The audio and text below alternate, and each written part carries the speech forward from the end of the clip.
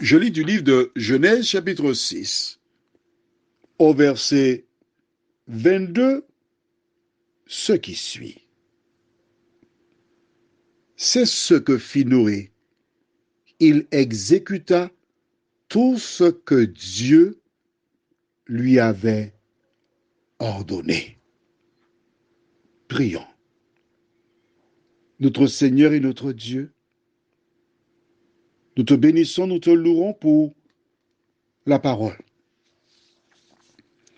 Nous avons là la confirmation et nous comprenons pourquoi tu as appelé Noé.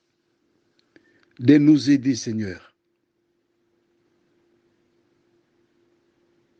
à suivre cet exemple.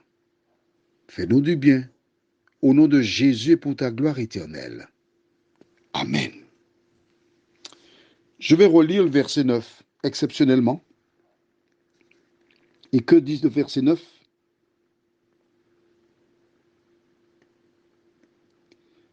Voici la postérité de Noé. Noé était un homme juste et intègre dans son temps. Noé marchait avec Dieu. Tu te rappelles, je t'ai répété à plusieurs reprises ces trois éléments. Noé était un homme comment? Juste et intègre, il marchait avec Dieu. Et c'est parce qu'il était juste et intègre et marche avec Dieu que verset 8 déclare, mais Noé trouva grâce aux yeux de l'Éternel. Maintenant, plusieurs personnes se posent la question, oui, Noé marche avec Dieu, mais comment faisait-il pour marcher avec Dieu? Le verset du jour déclare, c'est ce que fit Noé. Il exécuta tout ce que Dieu lui avait ordonné.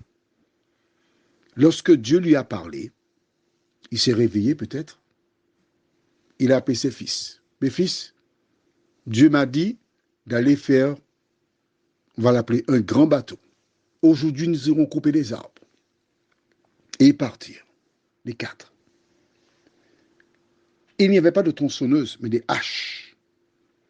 Essaye d'imaginer combien de temps ça leur a pris pour couper un premier, un deuxième, un troisième, faire des planches. Et les gens qui voyaient qu'ils coupaient des arbres en grande quantité, ce n'était pas pour une maison, ils avaient déjà leur maison. Mais Noé, que fais-tu? Dieu m'a dit de faire un grand bateau, l'arche. Oh, certainement, le diable a utilisé des femmes et des hommes pour le décourager, pour se moquer de lui. Des gens venaient de partout pour regarder ce que faisait Noé. Que fais-tu, Noé? Même réponse. Et les gens riaient. Il y avait certainement de beaux parleurs qui venaient donner des blagues, donner des cris-cracs. Mais Noé ne se laissait pas décourager.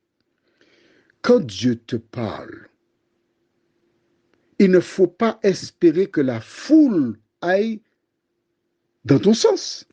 Regarde, il n'était que 8 sur toute la population. Noé, sa femme, leurs 3 fils et leur épouse. 8 personnes.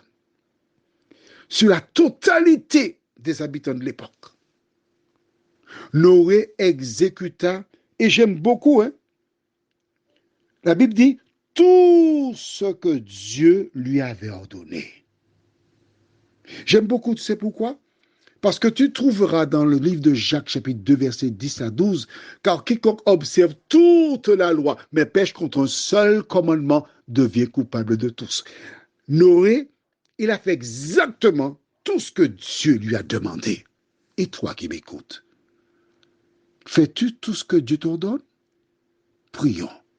Notre Seigneur, notre Dieu, nous te remercions pour l'exemple laissé par Noé. À travers son attitude, nous savons que ceux qui marchent avec toi sont ceux qui font tout ce que tu leur ordonnes. Merci Seigneur. Merci de nous éclairer jour après jour, de nous guider. Merci de nous aider à comprendre que tu nous laisses libres. Tu n'as pas imposé Noé à faire l'arche. Non, il exécuta parce qu'il te connaissait, il t'aimait. Aide-nous à faire de même. Au nom de Jésus et pour ta gloire éternelle. Amen. Je te souhaite une bonne journée.